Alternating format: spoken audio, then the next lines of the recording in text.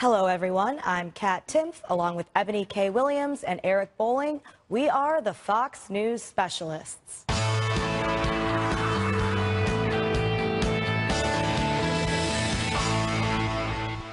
G20 summit in Hamburg, Germany, isn't even officially underway till tomorrow, but it's getting off to a heck of a start. Earlier, protesters clashed with police officers who used water cannons and pepper spray on demonstrators that were throwing everything from bottles to flares. This is a live shot of the protests. Things have fortunately settled down a bit for the time being, but it's a wild scene at what's expected to be a contentious summit among world leaders. With global tensions flaring, President Trump delivered a major address in Warsaw, Poland earlier today with a forceful rebuke of the enemies aligned against America and the West. Just as Poland could not be broken, I declare today for the world to hear that the West will never, ever be broken. Our values will prevail, our people will thrive, and our civilization will triumph. Makes sense why President Trump would want to start things off in Poland.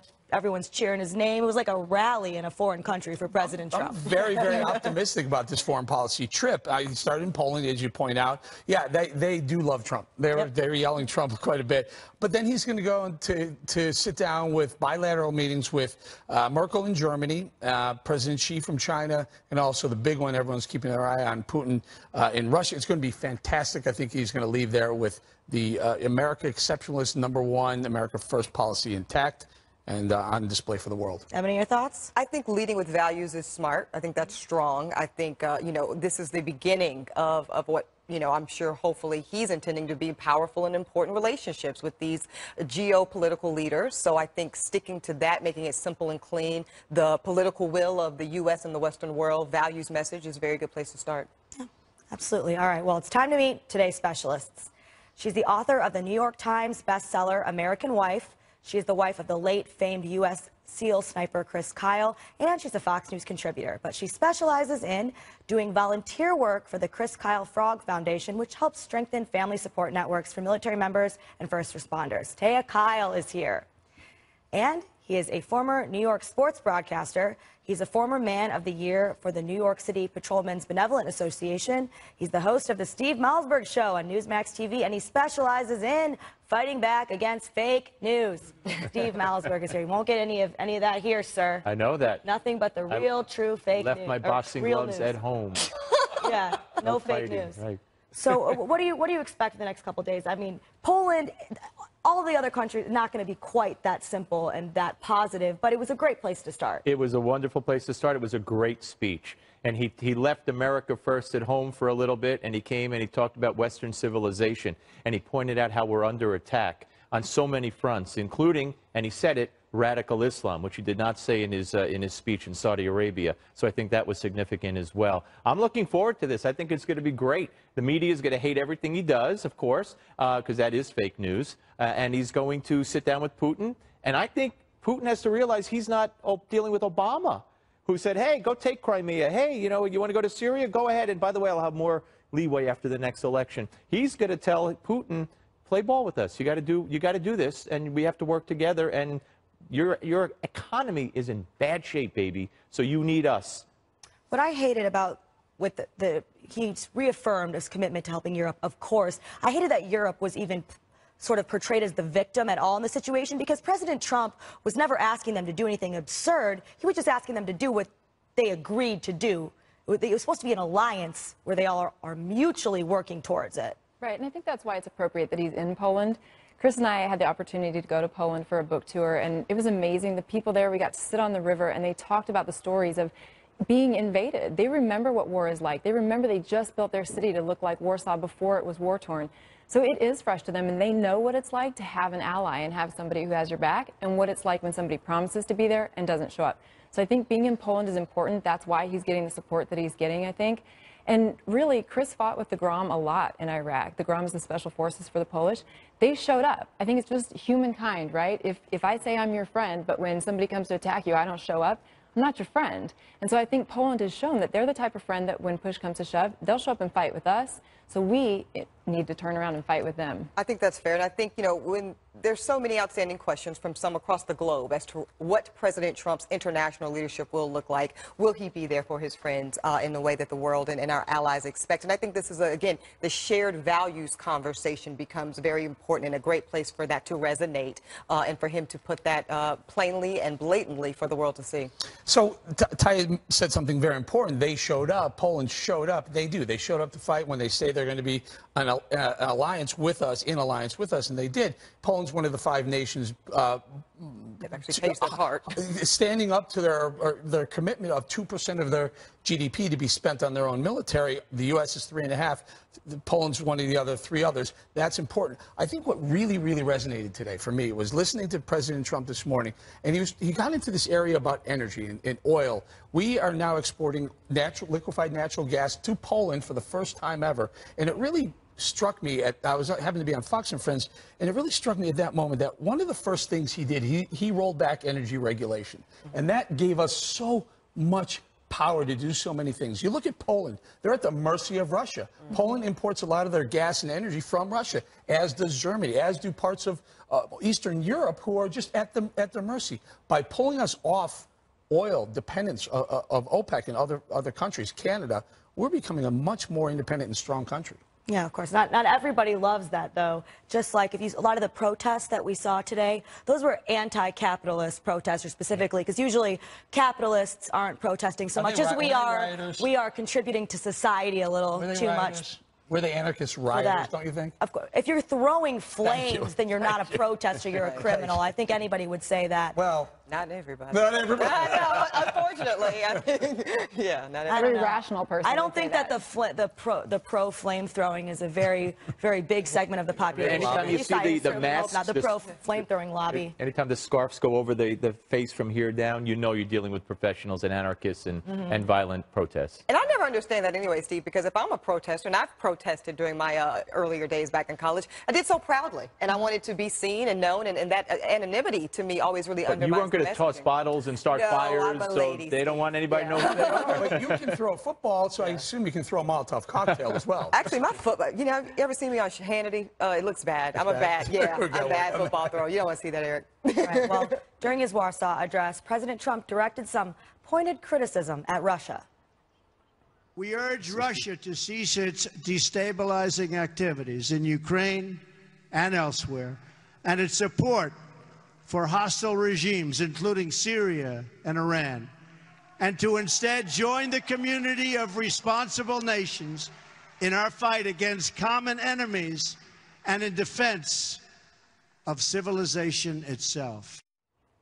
Do you think Eric, this is going to change things for tomorrow? Do you think this is a preview of tomorrow, or no? I think I'm going to go back to this. I think Steve mentioned something. I'm going to go back to the original comment about the energy market. Russia is on its heels right now. Russia was built recently, over the last 15 or 20 years, on $60, $70, $80 barrels of oil. Now they got $40 barrels of oil. They are an oil economy, and they're hurting badly. So Putin can meet Trump and act like he's on an equal playing field with Trump, but he's not. The American economy is off to the races, and Russia is kind of suffering. I don't know, what would you want to weigh in at all? Well, yeah, I mean, I think that overall, if we just look at this from a psychology standpoint, it's never about what you have done, it's about what you're willing to do. And I think the thing about Putin is that we all know, no matter if he's in a good position or he's in a bad position, he's willing to do harm. And that's the same, with North Korea. When you're dealing with people like that, it's less rational. You're talking about political will, and I think that is so important, and the president basically used those words. And that's the thing. We've had a lot of power when it comes to North Korea and other places. I don't know that we've exercised the political will in the way that we could have, and I think that window, Eric, and you and I were talking about this yesterday, it's getting smaller and smaller and smaller, really each passing day, and I think at some point we've got to conjure up that political will to be forceful in a way that I don't know that we have. You have to hope that the bilaterals with, especially China and Russia, are focused around surrounding North Korea. I mean, we haven't really talked about it. We're going to get to it in the next block, but that's what they really need to hone down with it. We have a common problem globally with North Korea. Maybe China doesn't see it that way, but they certainly should. I think that they do. I think that everybody does, but again, we'll get a little bit into that in the next block. All right, also in Warsaw today, President Trump addressed the hard line he's taken on NATO. To those who would criticize our tough stance, I would point out that the United States has demonstrated, not merely with words, but with its actions, that we stand firmly behind Article 5, the mutual defense commitment. Trump's backing of Article 5 is sure to give European leaders a sign of relief going into this G20 summit. Again, as I alluded to earlier, he never said that he didn't back it. He was just kind of saying, hey, guys, do you back it? Because you're supposed to be doing this and this and this, and you're not. You're 100% correct. As Eric pointed out, it was all about the money. It was all about the proper contribution. And, of course, the media went and distorted it and said, well, you know, he's been vague, he's been this, but he has said it over and over again and never said the opposite, which is very important. Today, all speculation, all the conjecture has to end because there he said it, but they're still going to find doubt. He never said that as a president. As a candidate, he said perhaps it was obsolete, but again, that was candidate I actually Trump. think it is obsolete. This is something I'm going to push back on what Trump is doing here. We allowed Montenegro into NATO. Montenegro's full economy, the full GDP of Montenegro is $10 billion. So if they put up 2% of their $10 billion, it's like $200 million. Right. It's like a busy day on the seas for the United States military. Nothing. Airball, but we have to defend them, and they're in southeastern Europe. They're in a fairly unstable part of the world. I mean, this is a big NATO commitment, so they all the other 27, should be putting like I've always said, it's supposed to be an alliance, not a daycare center, and you're supposed to give something in order to get something. We took on another toddler, though. Absolutely. What about Turkey? I mean, if Turkey gets into a rift with Israel, then now by what Trump just said, we're bound to defend Turkey against Israel. I mean, it gets a little dangerous. Well, and I think that's when people think about Trump being a disruptor in chief, right? That's, I think, one of the places that a lot of people are, or should be, in my opinion, more willing to give him a lot more slack, right? Because if we wanted things to be done the way they've been done, just for the sake of doing them that way, I think the country could have gone in another direction, politically speaking. I think that's a space where Trump should really flex. And it's not about, you know, breaking commitments, but it's also about making sure that people hold themselves accountable to terms that we, mutually agreed upon when going into the NATO agreement. Right. So let me expand on that. So here, Trump, the Article 5, if what that means is if any one member of NATO is attacked, the full membership has to get behind that person, that country attacked. So Article 5 says that we have to defend all 27 of these countries. Do we do that even when 22 of the 27 aren't making their commitment? Eric, I don't think so, and I know that's going to shock some people. I don't think so because, again, you've breached, it's like a contract, right? If I breach a term, why do I they're not the victims in this situation. That's what I'm saying. That's right. You breach your term, and why do you get to be rendering of the benefit of that when you've not shown up for what you said you were going to do? But he just backed it. He just said, I know, and I think that was premature, actually. That's my take. Yeah, and I think people forget that NATO, they showed up in Afghanistan, but not in Iraq. That's a big, dang deal, right?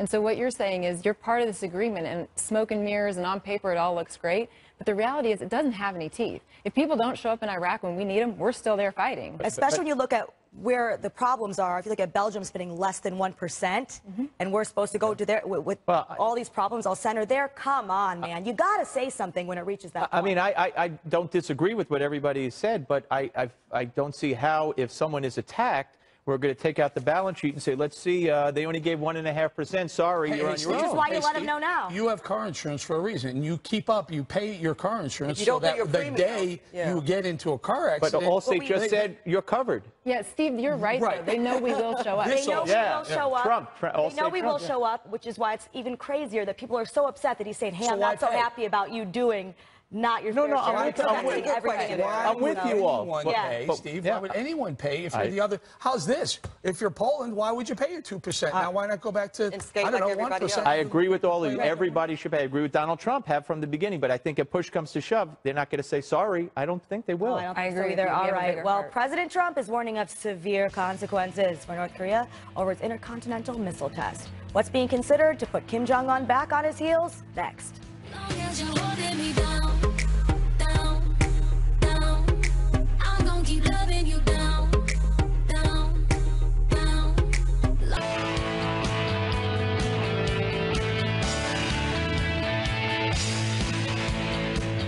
President Trump making his first public comments about North Korea's ICBM missile test and how the U.S. may be planning to respond during his joint press conference with Poland's president earlier today. As far as North Korea is concerned, I don't know. We'll see what happens. I don't like to talk about what I have planned, but I have some pretty severe things that we're thinking about. That doesn't mean we're going to do them. I don't draw red lines, but I think we'll just take a look at what happens over the coming weeks and months with respect to North Korea. It's a shame that they're behaving this way, but they are behaving in a very, very dangerous manner, and something will have to be done about it. So, Eric, I see the president there, and it actually reminds me a lot of the sit-down that you had with President Trump a couple months ago, where he talked very specifically about his inability, his unwillingness, rather, to say in advance what he's going to do military-wise. He will not draw a red line. We know that's a reference to Barack Obama's red line that he didn't really enforce. So inquiring minds want to know what you think possibly the president's talking about with this more aggressive take and stance. You're referencing the first day we launched. It Yep. was May 1st, it was a Monday, and he said, I'm going to fix Obama's red line failure, meaning Obama drew the red line, Syria using chemical weapons on his own people. He violated the red line, never did anything as President Obama. Trump says he's not going to draw a red. I actually wish he would. Yeah. Really? I wish he would draw a red line I disagree. and say, you do this, you expect this coming. And by the way, China, we gave you and them fair warning if they continue to test, if they test another one of these things or get any closer to So South right now, Korea I'm or- going to or defend Japan. something that President Trump said that you don't agree with. Yep. Okay. That's what's going to happen. I completely agree with him not wanting to draw a red line because somebody like Kim Jong-un could easily see that as a dare. He's a reckless leader, and then that forces us to have to act immediately, even if we may not want to. That sort of puts the ball in their court more rather than in our court. I completely think that would be a horrible Can I ask idea. you this? Sure. What's the alternative, though? Because I kind of feel like at this point, so much of our plan that I've seen thus far when it comes to North Korea is basically betting on the fact that they will not go to a certain level. And I personally, as you said, he's reckless, right? We know this about him. I'm not prepared to make a foreign policy position based off of what he might not do. That doesn't feel good to me. It doesn't feel good to me to guarantee that we enter World War III by going and doing a preemptive strike. Are you talking about what are you referring to specifically when you say do something? Well, what I'm talking about isn't necessarily a preemptive strike. What I'm talking about, I really like Eric's idea of aggressively downgrading their ability to further their nuclear program. I do think we're very late to that party. Obviously, that really should have been done about 10 years ago, but every passing day, that window gets smaller and smaller. And red line doesn't have to mean World War III breaks out. Red line could be if you do another one of these tests with a, let's say, a more dangerous warhead involved, a missile test, then we are going to take out your missile system. We're not going to kill you. We're not going to destroy North Korea. We're just going to destroy your ability to deliver a missile. You think they're just going to say, all right, fine, and that'll be the end of it? Because I think probably not. The missile's on its way to L.A., and let's hope we can shoot it down. I obviously don't prefer that. I think that we should make sure we have that ability, but a red line, in a sense, removes options from us. It will force us to act if perhaps we wouldn't want to. You know, I want to add to this. Then don't draw the red line. If you're not going to do it, well, if you're not going to don't draw the damn red line. Yeah, so we've been in a pause pattern since World War II. North Korea has been a problem. Communist dictatorship. South Korea has been very successful. We have U.S. troops in South Korea, and we need to be careful with North Korea, right? Because if they explode, then we've got our troops in South Korea at risk. What about taking them away? Well, so here's the deal, right? When Trump says, I've got things I can do, but I can't tell you, he can't tell you, and here's why. Because Saddam, when he knew we were coming, he started burying Scuds, missiles, chemical weapons, right? So you can't give them advance notice, but you will have to take out launch pads, you will have to take out command and control centers, you will have to take out the ICBMs without them knowing that you know where they are, because they're going to be hidden. I don't care what intelligence we have. So Trump can't reveal his plan, but he is letting them know a little bit. We know more than you think we do. The other thing is we have to be careful with China and our relationships. This has a ripple effect. If we do draw a red line, we have to follow through. I know you got it. No, I was going to say I agree with Kat because I don't see daring a madman and telling him, and I don't agree with telling him what you're going to do and when you're going to do it. And to a guy who's probably going to go ahead and say, go ahead, do it, bring it on. I think preserve all options.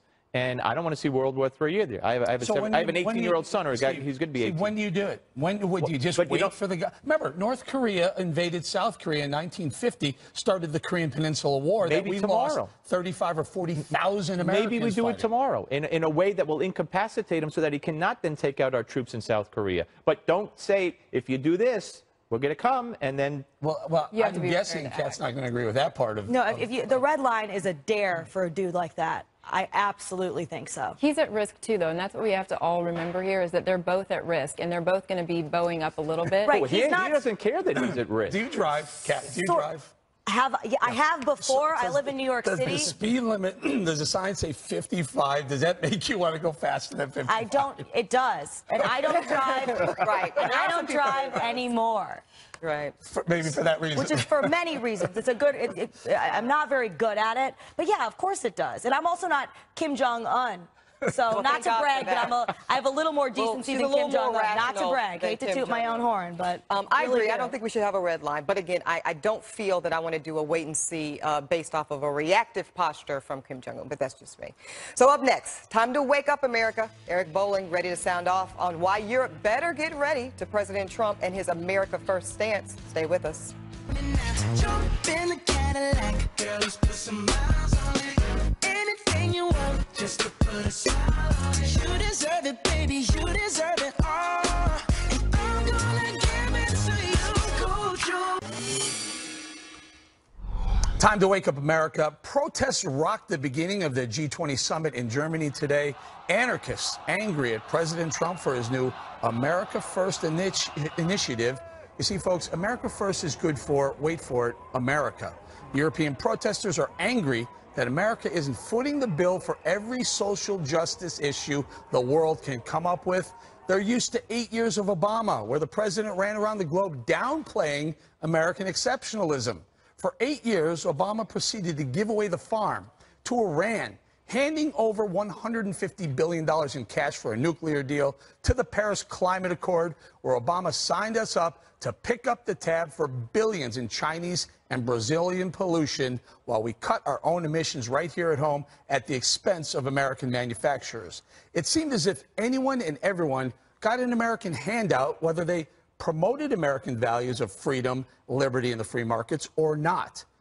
Enter President Donald J. Trump, a new American president, a strong voice for American exceptionalism, a decisive leader. Trump pulled us out of TPP. He deregulated our energy markets. He said, fix the Paris climate arrangement or we'll pull out and allow the darn thing to collapse. The Trump doctrine can be summed up with this: America first, globalists be gone. It resonates here at home and in freedom-loving places like Poland. Listen to the massive crowds chanting Donald Trump and USA. Listen.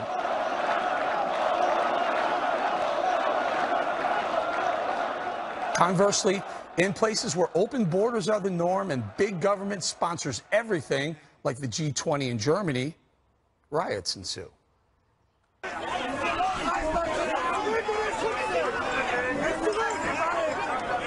Time to wake up, G20. America is back. Protest all you want. It won't shake the new American president who's promoting a new American exceptionalism, and we freedom lovers, thank God for that. Right, Eboni? So, fine enough. I heard you huff when I said Obama prancing around the globe downplaying American exceptionalism. Here's why. Sure, President Obama was obviously a globalist. That is not to be disputed. Didn't start with President Obama, Eric. I think that we know that. I think that we know we can go to George W. Bush, no problem. Bill Clinton. Agreed. So for a long time, America has been a trajectory of a more globalistic approach. So I don't disagree at all that President Trump is clearly a nationalistic, make America first message, and that's largely why he got elected. That's fine. But we didn't just get there with Obama. And Kat, I'm gonna hold out hope that I think you would agree with some of these breaking up the TPP things and being more nationalistic versus globalistic, right? Well, I'm all about American values, but where I have an issue is if the nation building and trying to put those Western values places that don't want them there and don't want us there, and then the problems spill over here. So yeah, I'm all about the Western way of life, freedom, love liberty, biggest fan of both of those things, but I'm also the biggest fan of not being the world's police. And what about Steve? Yeah. Is Donald Trump, is he going to be able to keep that nationalistic, anti-globalist sentiment throughout the presidency? I believe he will, notwithstanding the fact that the media and the left will bash him for it here. And I think the antithesis of America First is nation building. I don't think that that's something that Donald Trump relished during the campaign. I don't think it's something he looks forward to as president. Right. He was America first, but not necessarily America everywhere. How about that? And I think they were saying America first, but not America alone, Taya. Yeah, I mean, I think it's just an interesting concept, and I always try to simplify things because I think most of these things we can simplify to a personal level. If you've ever been in a position where you're supporting everyone else and you're doling out the finances and they're not showing up, at some point as a human being you go, you know what, this is just not prudent anymore. This is not fair to me. And so you find a way to do it with grace and integrity to cut yourself off. And so I think that it's just going to come down to a fundamental decision for people. Have they been in that situation where they've had to draw the line?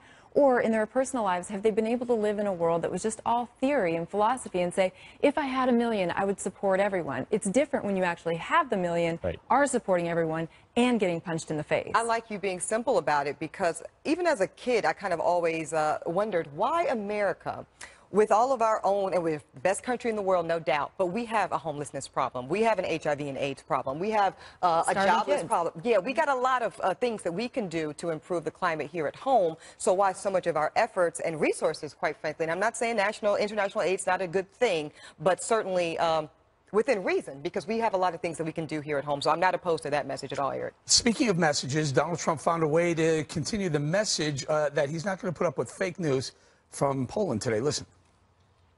I think what CNN did was unfortunate for them. As you know now, they have some pretty serious problems. CNN has really taken it too seriously, and I think they've hurt themselves very badly, very, very badly.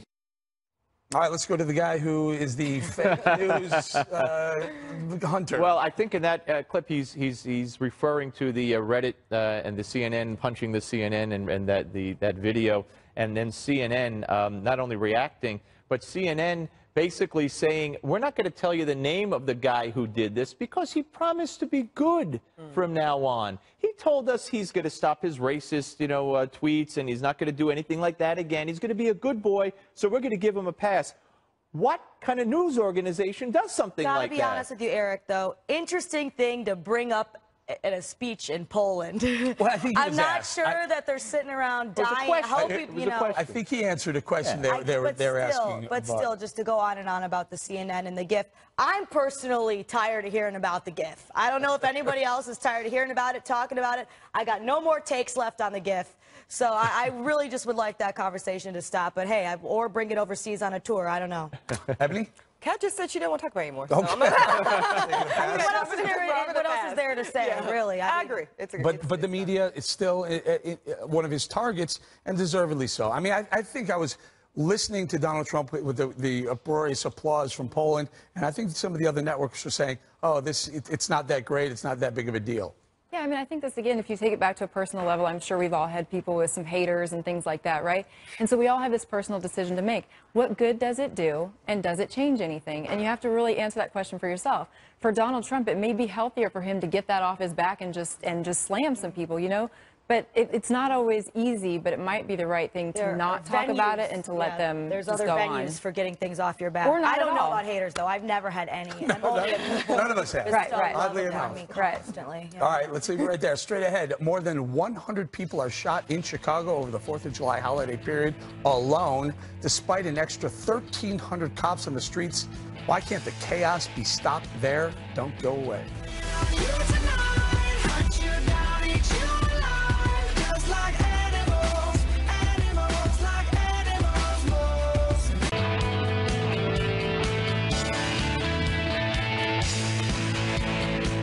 Welcome back to the Fox News Specialists. Our specialists today are Taya Kyle and Steve Malzberg.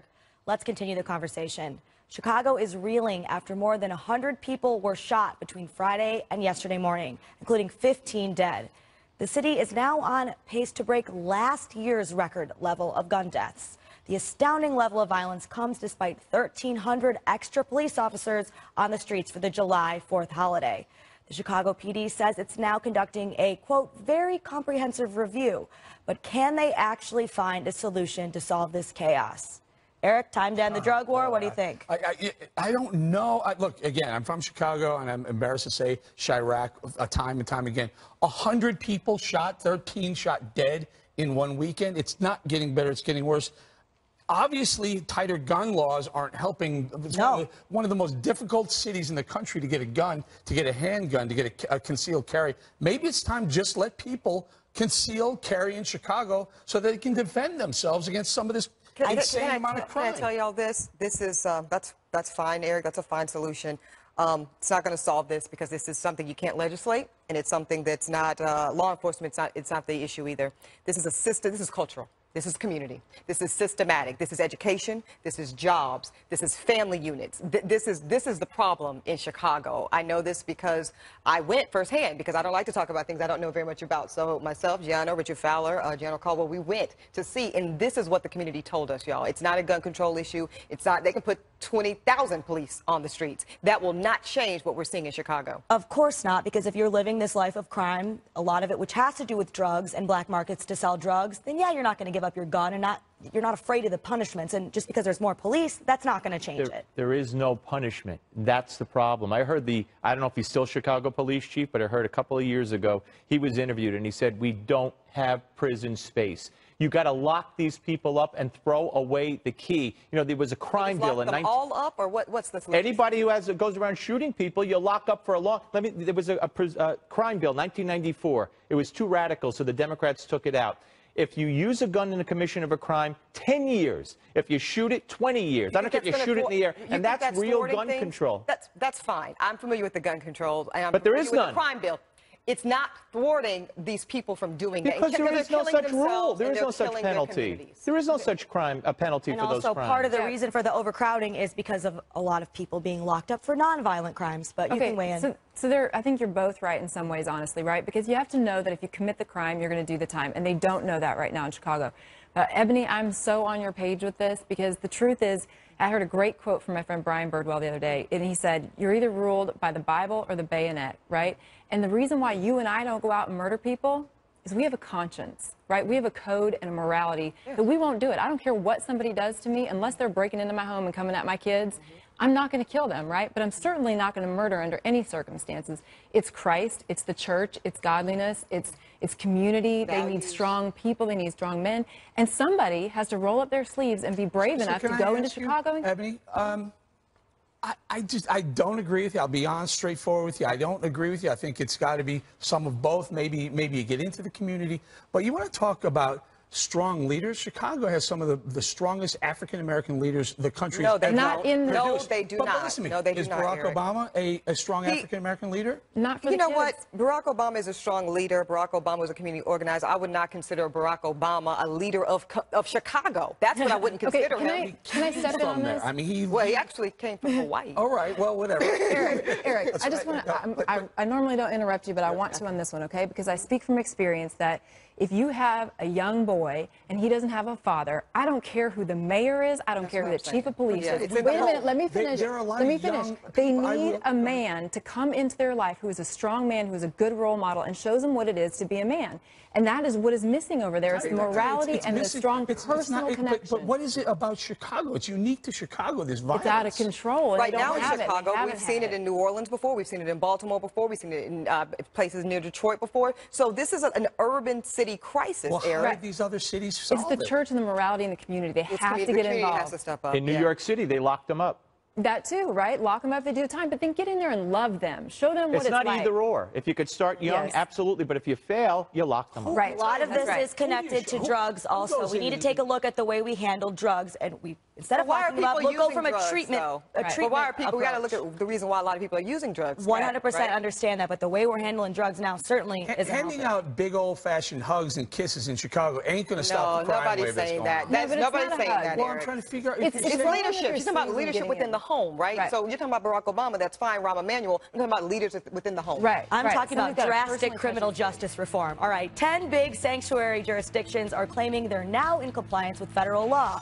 But the Justice Department is saying not so fast. Stay tuned. I'm a secret potion. I'll make you fall in love. First love that can't be broken.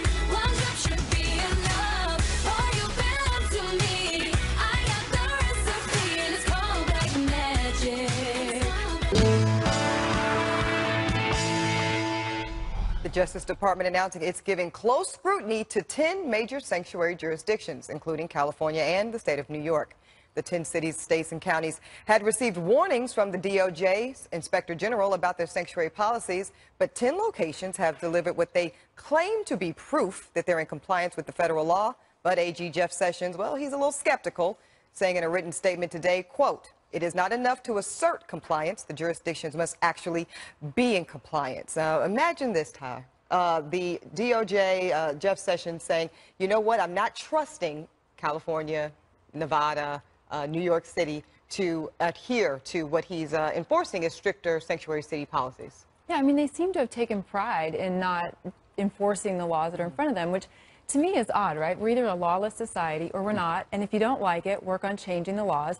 But again, going back to the simple thing, I think it's like a kid living under their parents' roof and feeling entitled and telling the parents, "Kids off, I'm going to do whatever I want while you pay the bills." I think it's absurd. If you simplify it, it's absurd behavior. Well, it's also not that simple, though, because the federal government cannot force state government to do its bidding for them. And immigration and enforcing immigration and borders is a federal job. It is. It is definitely a federal job, could. and that's Yeah, the they could argument here. enforce if they wanted. I mean, you can enforce on a federal level, not necessarily and override the state. By the way, that's what I've suggested. I think that's the answer. That's how we don't have any more Kate Steinleys and things like this. Stop letting the states. I'm a little, believe it or not, I'm a little more sensitive to the immigration issue than I would say most conservatives, where I think we need to up our legal immigration roles, so we can fix by double that. At least. I agree with that. Let's fix legal, but I do agree that two wrongs don't make a right, right? So since we have a slow, broken immigration system, the answer is not to bypass it completely. But I think, Eric and Steve, I want your take on this. How about letting the federal government do what they're supposed to do with immigration and just taking it out of the hands of the states? Well, yeah, it's one thing not to cooperate or do the job for the federal government, but to hinder their efforts and you know, we're seeing this. Look what we're seeing with the voter rolls not being handed over by various states. Lots of states. I think that's different. It is different. It is different. But you know what? The only recourse that the Justice Department has is to try to withhold funding,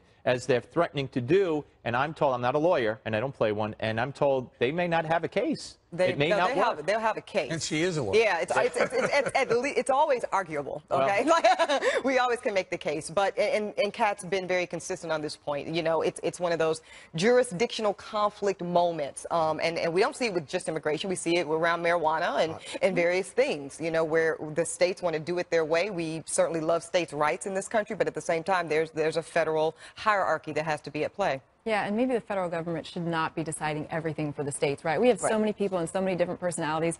I would love to see the federal government go back to doing roads and security and call it a day. But this is a safety issue. I mean, these are criminals, and many of them are killing people. I mean, you just can't let them roam around because it's politically correct. I'm not sure that people who come here illegally are necessarily what our problem with violence is. I think it's unfair to say that they're any more violent than anybody else would be. But they're here illegally breaking the law in the first place. Why shouldn't they be taken care of and gotten off the table as a problem when it comes to violence? We're talking about two different things. I'm talking about in terms of violence. I haven't seen any study that they're any more likely to be violent than any other person who's here. Yeah, aren't we just supporting the ones who, though, have committed other crimes? I mean, for the most part, we're letting a lot I think of stuff so. slide. You're saying something very important right now, because those are the two narratives. I am with that. Like, if we're talking about getting rid of people that create the most egregious violent crimes in our societies, get them out of here. Right. But other people, right? But that's a different conversation than I think we're really seeing play out. And I probably would agree with you, but take it one step further. Then do you pull back all this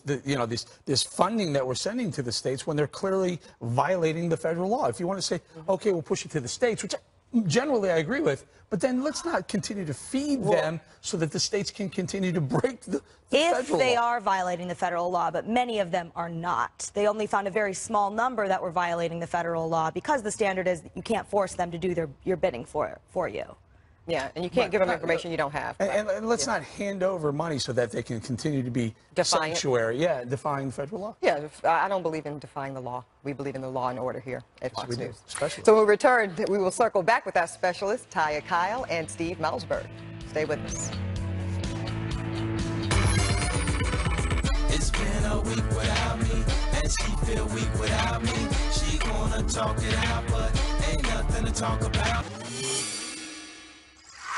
All right, time to circle back to our specialists, Taya Kyle and Steve Malzberg. Taya, let me just give you a minute just to talk about your foundation very quickly. Oh, Okay, that's very nice. I wasn't sure what you were going to bring up. But yeah, the Chris Kyle Frog Foundation, the mission is to honor God and country by serving the marriages of those who serve. Their divorce rate is substantially higher than anybody else in the country as far as a group goes. And we know that if we can save that marriage, we're also saving the lives of some of these guys. I've gotten the calls when they're suicidal. It's their last safe place. They deal in an evil world. That's what they see day in and day out. And they need a safe place, the women too. I don't mean to be sexist by saying the guys. I'm saying that in a Yankee way where it's guys, it's women and men. But yeah, it's been an honor to serve them. Great job. Taya, I'll follow up on that quickly. When you talk about saving the marriage, because we know that it's not just the individual, it's the entire family that serves. Right. What's one piece of advice that you think you can offer these couples as they, try to really battle this? Yeah, I think it's a really difficult position to be in because you're not sharing information with other people in the same precinct, battalion, or whatever. There are a lot of reasons for that. But I think the biggest thing is to know that they're not alone, to reach out and know that this marriage has unique challenges, and we're working on getting them information on how it's different. That's great. She does so much great work. I'm sorry. I mean, everybody who puts on the uniform, I say, is a better person than me. You never put it on, but you are too. Well, I don't know about that, but thank you, Steve. You're telling me. Yeah, we're all doing our part. No, I mean, look, it is kind of a silly thing to say, but it really is. I mean, I agree with Donald Trump. I mean, they have become, to a great extent, an enemy. And because fake news by omission is the greatest sin that they commit. They don't put things in perspective. Trump said this about a judge, but Obama said it, Clinton said it, FDR said it. They don't tell you that. All right, we're going to have to leave it right there. That's right, you got to keep tweeting, Mr. Trump. Thank you to our Fox News specialists today, Taya Kyle and Steve Malzberg, and we thank you all for watching. Make sure to follow us on social media at SpecialistFNC on Twitter and Facebook. Remember, 5 o'clock will never be the same. Special report coming up in 5, 4.